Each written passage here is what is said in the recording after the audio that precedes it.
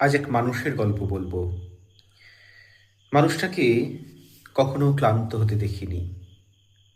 গ্রামে গ্রামান্তরে ছুটে বেড়ায়, দুটো ভাতের জন্য দুপুরের সূর্যকে উপেক্ষা করে রোজ।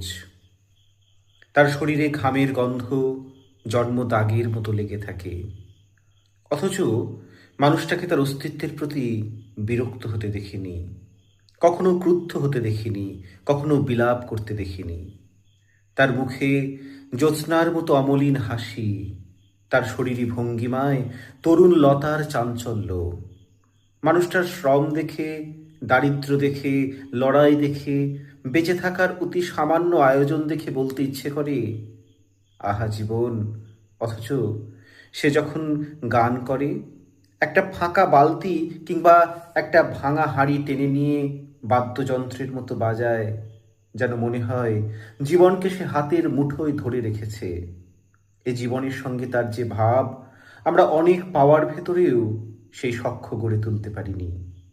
মানুষটার হাসি দেখলে, গান শুনলে, আর তার সাবলীল কথার সামনে, ভালোবাসার সামনে নিজেদের দুর্নিবার চাওয়াগুলোকেই বড় তুচ্ছ মনে হয়।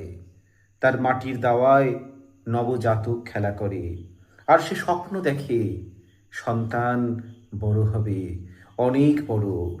কিছুটা স্বচ্ছলতা, কিছুটা সজ্জিত আয়োজনে ভরে উঠবে ভিটে। শুধু স্বপ্ন, শুধু প্রার্থনা, শুধু শরীর নিংড়ে নেওয়া শ্রম।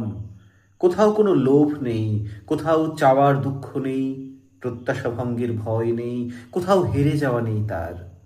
মানুষটা রোজ ঘাম ঝরায়, দুপুরের সূর্য প্রণত হয় তার সুঠাম শরীরে, তার তীব্র বলিষ্ঠ বাহুর আদরে বড় হয় নতুন শিশু। দারিদ্র্য যার আভরণ, শ্রম যার রক্তে, হৃদয়ে যার বেঁচে থাকার অকৃত্রিম আনন্দ, আর ছেঁড়া জামার পকেটে শুধুই কৃতজ্ঞতার ফসল।